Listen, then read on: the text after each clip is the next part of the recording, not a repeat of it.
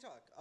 So one of my questions is, you talk about this culture between black and black violence. What is your solution then to that?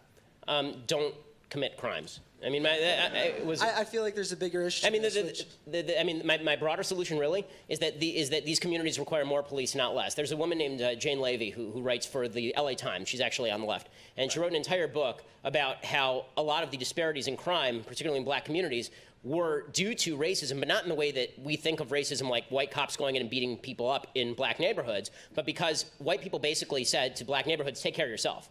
Right? And if there's high violence in your areas, then you take care of it yourself. Well, that leads to higher tribal levels of violence in any society, right? Whenever there's not an enforcement mechanism in place to actually stop crime, then the crime rates go up. And in fact, you know, the broken windows theory in New York City has saved an enormous number of black lives because the police were actually present and active. You need more active, present police hunting down people who kill other people. That's part of the problem. Part of the problem is that you actually need fathers who stick around. This is true in white communities and black communities. One of the great tragedies of the last 4 decades in the United States is that the single motherhood rate has risen not just in the black community from 20% in 1960 to over 70% now, but in 5% in the white community to over 40% now. That's a huge jump in both communities. Young men particularly do need a male influence there to curb them. As a man who was once young, I can attest to this. So I think that that's another aspect. And obviously, once you actually lower the crime rate, then you're going to get more economic growth. This is what's happened in particular areas of New York, where once the police were actually able to go in and shut down crime in particular areas, then suddenly businesses could come back in. They weren't afraid of being robbed. And suddenly people were willing to live in those areas who weren't willing to live before. This is gentrification, and gentrification is a good thing. Right? The left has opposed gentrification by suggesting that, oh, it's people throwing people out of their historic homes and all this nonsense. The fact is that if the quality of life in an area gets better, not worse, that seems to me an undeniable good. Right? So if the area gets better, that's gentrification. If the area stays crappy, it's ghettoization. I mean, there has to be some solution. You can't just claim that when things get better, that's racism, and when things get worse, that's racism also.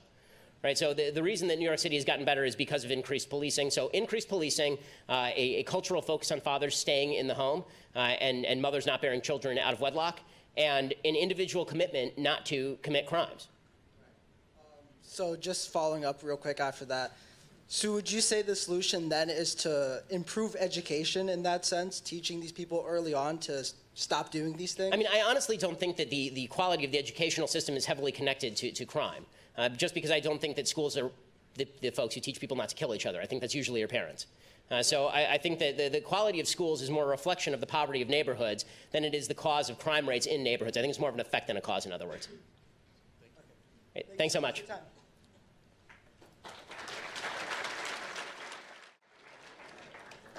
Hi, Ben. Thanks for coming.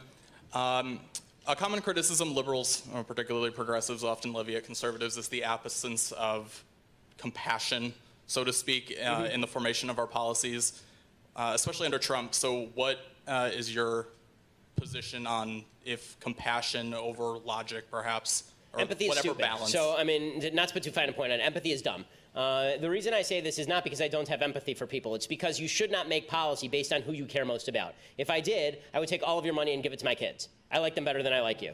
Right? The fact is that, I mean, there's an entire book on empathy that's specifically about why empathy in policy is a problem. Sympathy is fine. Right? Having sympathy for people is good. Having empathy for people is not great. The distinction being, if you have sympathy, you feel bad for someone. If you have empathy, you put yourself in the shoes of that person. But by doing so, you're now not in the shoes of everybody else. The best policy that can be made is the policy that is about the data and the number of people who are affected, because you can always find the person who's the most victimized and then make policy around that person, as opposed to trying to create policy that affects the most people in the most beneficial ways. So, I mean, it's great to be empathetic. I don't see empathy as much of a moral value as some other people do. I don't think feelings are in and of themselves moral values. I think behavior is moral much more than feelings. Maybe this is my Judaic background, but Judaism is much more an acts-based religion than a grace-based religion, meaning that in my religious viewpoint, I think that God cares much more about what you do than how you feel about it.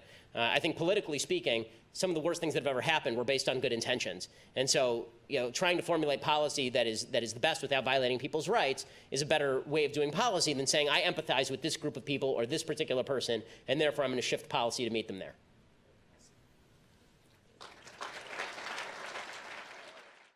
Pleasure to meet you. So political polarization in America is an increasing problem as the years go by. My questions kind of tie into each other. The first one is, what do you believe is the root cause of this problem? And the second is, how would you go about fixing that? Great question. So I'm excited about this because I'm writing an entire book on it right now. So, I think that the root cause of the political divisions in American society and Western civilization more broadly is that there is a telos-shaped hole in our heart that is now being filled with tribalism. So that's a very complicated way of saying that telos means purpose for those who are not philosophy students. In the Aristotelian and Platonic view, the way that you derive your value as a human being is by acting in accordance with nature's law, essentially. That if you look at the universe, what you see is that man is a creature of reason. If you act in accordance with that reason, then you are acting in accordance with your purpose. And there's a whole set of virtues that you have to cultivate in order to act best in accordance with your identity as a reasoned person. And Aristotle recommends these. Judeo-Christian values seem to mirror these pretty strongly, which is why for basically the entire medieval scholastic period, there was a great identity between Aristotelian thought and Judeo-Christian values. And that carried forward all the way through most of the Enlightenment, actually, despite some pushback to the contrary. The American founding was based on this essential idea that every right has a corresponding duty, that you have a purpose in the universe that is laid forth on a religious level by your religious community, by the Bible, and on a reasonable level by a universe that requires certain things of you under natural law, right? This is what the founders talked about when they talked about natural law. I think all of that's been lost. I think it's been systematically undermined by 200 years of philosophy that says that God does not exist, the Bible is a fraud, that you cannot get to ought from is, right? The David Hume distinction that just because the universe is a certain way doesn't mean that's how you ought to be. And once you do that, and you say to everybody, make your own purpose, it turns out people are not good at making their own purpose. When people try to make their own purpose, they end up usually at hedonism or at self-interest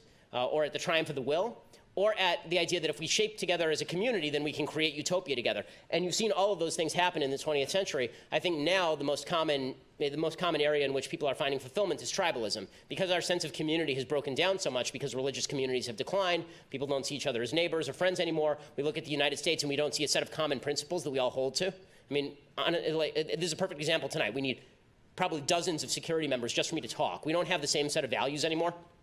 Because of that, people are filling that hole with tribalism. They're filling that hole with, okay, there's a bunch of people who look like me, and therefore those are my people, and I'll stand up for their interests. And you see this, I think, to a certain extent in the Black Lives Matter movement. I think you certainly see it in the alt-right movement. And all of these tribal movements are deeply disturbing and cut against the grain of Western thought, which has been moving toward individuality and universalism simultaneously for the past several thousand years, and is now moving, I think, in a completely sideways direction, thanks to the undermining of these key concepts. Purpose, individual purpose, the capacity of individuals to take control of their lives, communal purpose, and the capacity of a community to set boundaries around individual behavior so far it doesn't hurt other people, and also to ensure people's freedom.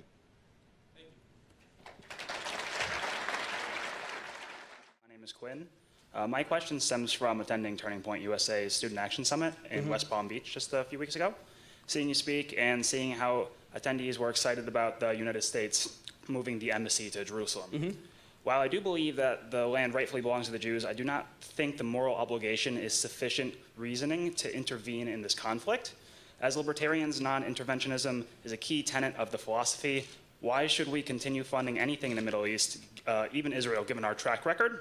And why is intervention on Judeo-Christian moral grounds permissible, although we have a separation of church and state? Okay, so it's not intervention on the basis of Judeo-Christian morality per se, meaning if it were just on the basis of Judeo-Christian morality, then we would not be giving aid to any of the other countries in the Middle East, for example. We give aid to Saudi Arabia, we give aid to Egypt, we give aid to Jordan, we give aid to the Palestinians, some $300 to $400 million a year. By the way, I'd be much happier if we just cut off all aid. I mean, I think there's a strong case to be made, the Rand Paul case, that you just don't give foreign aid, period. But if you do give foreign aid, then the idea is that it's supposed to be in our national interest. Then the question becomes, is it in our national interest to be involved in the Middle East? And this is a question, I think, that was decided relatively conclusively on September 11th. Right? I mean, the idea that we can sort of retreat from the world and that we can just intervene in sort of policing actions, as the Clinton administration did, came home on 9/11, and 3,000 Americans died because of that. So the idea that a powerful America in the world is unnecessary, that we can retract within our own borders and that there won't be some enemy that comes and fills the space.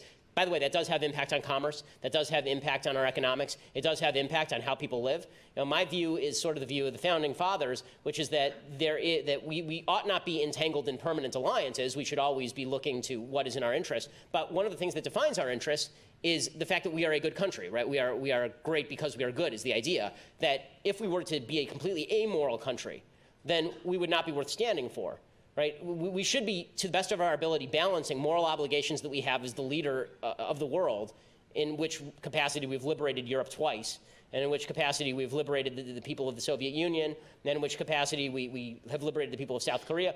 You know, all of those things are great goods. I think it's one of the reasons why the United States is the beacon of the world and why it's something worth defending, not just on power grounds. So, but on a realism level, if we don't make more allies, then we have more enemies. If we don't back our allies, then those allies are likely to suffer catastrophic defeat. If we don't side with the countries that side with us, then we are likely to see those countries side with somebody else, and that puts us in a negative international position with regard to issues that a lot of libertarians do care more about than defense, things like trade, economics, and even culture. Thank you. Connor, I was just wondering, I agree with you that like biologically a man is a man and a woman is a woman. I was just wondering what you see the detriment of society, like why we can't like let a transgender like woman be called she or something. Because it is a lie. I lies are agree. detrimental to society. So I think there are a couple of reasons. So yeah, sorry, you let him finish the question. That's fine. No, I'm just wondering, what do you see? I understand it's lying. Like I was taught not to lie. I just don't understand what is so wrong about that specific lie. Well, I mean, as opposed to other lies, I'm not sure there is anything wrong. I mean, I don't like all of them. But as far as that specific lie, I think that one of the problems that we have is this determination that men can become women and women can become men undermines some barriers between men and women that I think are useful and good, particularly in children. So if I have to teach my 3.5-year-old, right, she's almost 4, if I teach my almost 4-year-old girl that she can become a boy, then I think that is not only lying to her, I think it's confusing her, and I think it's damaging to her psyche. One of the premises of the transgender movement is that human minds are completely non-malleable. That oddly enough, men are not men and women are not women, but if you are transgender, that is unchangeable, and that especially among children, if a 3 or 4-year-old has certain feelings, those feelings have to be taken completely seriously. We can't fight against them. We can't suggest that the kid will grow out of it. Instead, we have to say that this kid is inherently transgender. I can tell you, having kids are incredibly malleable. Kids are easily confused. And saying to a child, which is what the transgender movement would like to do, I mean, they're having drag shows in kindergarten now in some areas. You know, when you do that, when you confuse kids about gender, you're doing the kids no favors. You're doing them or you could be doing significant damage to kids. Kids should not be confused about their biology. Kids should not be confused about their gender. And let's put it this way, just from a certain statistical standpoint, if it is true that the transgender suicide attempt rate is 40% over the lifetime, and if I am right, then more kids will be confused about gender, which, by the way, you do see. You've seen an uptick in transgender surgery in Europe. You've seen a greater identification as transgender overall in places like Europe, malleable rates of transgenderism in Europe. If that's the case, then you're raising the suicide rates, presumably, if there's an association, between for young people who are now confused about gender. So I'm not in the mood for countenancing lies about what men and women are, specifically when I think that there is a goal of redefining a key term for the entire society.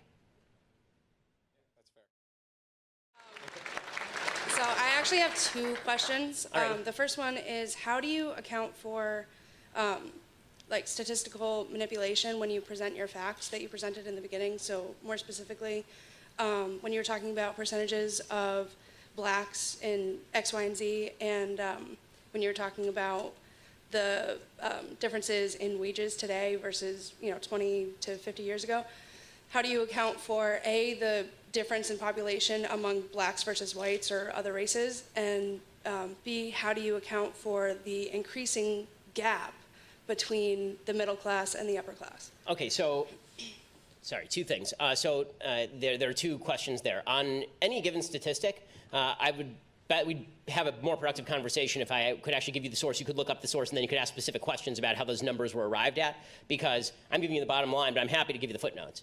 I typically don't do that because it makes the speech even longer and more boring than it already is. But I'm more than happy to argue the stats and whether they're good or not, because it might be like that other guy questioning the Bureau of Justice Statistics stats. Right? There might be a flaw in the stat, and then we can argue about that. So that's a good question. The answer is we'll look at each individual stat and we'll determine whether we think that it's reflective of reality or not based on its internal logic. As far as the idea that how do I account for the gap between the upper class and the non-upper class, as I said, number one, it's not the same people in the upper class, right? People move up and down between classes fairly regularly in the United States. There is a widening gap in terms of the people who are earning the most and the people who are earning the least, but that's because if you had to make a chart, it wouldn't look like this. It wouldn't look like the people at the top are going like that and people at the bottom are going like that. It would look like this, right? The people at the bottom are moving up slightly and the people at the top are moving up rapidly. That's because investment income has done really well under the stock market, for example. So if you had money to put in the stock market, that's been doing really well for you over the past several years, which suggests that one of the ways that you get out of poverty is to save and then get into the stock market. Right? The point here is that when people focus on income inequality, I think that this is actually a rather large moral mistake. I think that focusing on poverty is a good thing to do. I think focusing on income inequality is not a good thing to do because there's no correlation between income inequality and relative rates of poverty. Right? There's tremendous income inequality in a lot of places on planet Earth. In fact, in all places on planet Earth. If you go to Sudan, there's going to be a rich warlord there, and then there are going to be a bunch of people living on $6 a year. Okay, that's a terrible place to live. Income inequality in the United States is also quite high, right? There are people who are Bill Gates and Jeff Bezos, and then there's the local checker at your grocery store. But if the local checker at your grocery store is getting richer, then it seems to me they have nothing particularly to complain about in how the economy is operating. They don't have a right to Jeff Bezos' money. They don't have a right to Bill Gates' money any more than Bill Gates or Jeff Bezos has a right to their money. So the question shouldn't be relative rates of increase. The question should be, is your income increasing? Is your life getting better? Can you buy more cool stuff? And one of the problems I have with just measuring income by the pure dollar amount is that it doesn't actually measure what you can buy with those dollars. Right? The fact is that you can buy things today that you couldn't buy even 5 years ago, certainly not 10 or 20 years ago. Life is completely transformed. A poor person in the United States today is living better than a rich person was living in the United States in 1920. Right? Everybody has air conditioning, everybody has a microwave, everybody has a car, everybody has a TV or two. Right? All of these things did not exist. That's because the market has created new products for which there is demand. That does not mean that poverty has been completely solved, because I think it's going to be almost impossible to completely solve poverty. But it does mean that if you're complaining because people at the upper end are getting richer rather than because you're getting poorer, then you should look to whether you are operating on the basis of jealousy or whether you're operating on the basis of something that actually should matter. Okay. The second point was just like, as a woman and somebody going into the healthcare field, I personally don't, it's on your opinion on abortion. I personally don't think that, like, I could have an abortion just because morally I feel like for myself it wouldn't be the right choice. But how do you defend your opinion as a white, well-off, religious man? How do you defend your, telling a woman what she can do with her body? Because evil things are still evil, even if I'm a white, well-off religious man. And good things are still good, even if I'm a white, well-off religious man.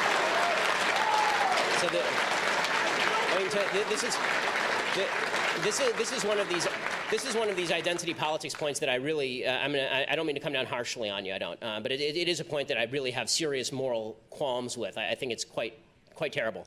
The reason being that the people who were fighting against enslavement of black people were a bunch of well-off white men for the most part. Right? And those people were saying, this is a moral sin. This is a moral blot. They weren't living in the South. They didn't own plantations. They didn't live the lives of the plantation owners. They said, this is evil, and we are here to stop it. Right? When you see something that you think is morally wrong happening, especially when you're talking about the taking of a human life, like, listen, I think that you shouldn't go around randomly killing homeless people. I just have this view. I'm not a homeless person. Most of the people who randomly kill homeless people are probably not of my economic strata, my religious view, or my, I don't know whether they're of my skin color or not. I have no idea what the actual sociological breakdown of homeless killer serial murderers is, but I would suggest that my identity has nothing to do with what is right or wrong. And this is what Western civilization used to be about. Western civilization used to be about the idea that, yes, I'm not a woman in the healthcare field, but you and I can have a conversation about what's right and wrong, because this is the nature of human reason. The nature of human reason, the nature of right and wrong, is that you and I can talk about what's right and wrong, and that I don't retreat into my identity. If we can all retreat into our identity, and our morality is now centered around that identity, morality doesn't exist at all. We break down into a society of fragmented atoms where I can't even say, like, you're torturing a puppy in your backyard. I have nothing to say about that. I'm not a white woman who's in the healthcare field. I'm not going to do that. I refuse to surrender the idea that I can have a moral stance on issues that are of concern to society and of concern to the well-being of the United States simply because of the color of my skin or the nature of my genitalia. And honestly, I believe any view that feels differently is sexist, racist, and bigoted.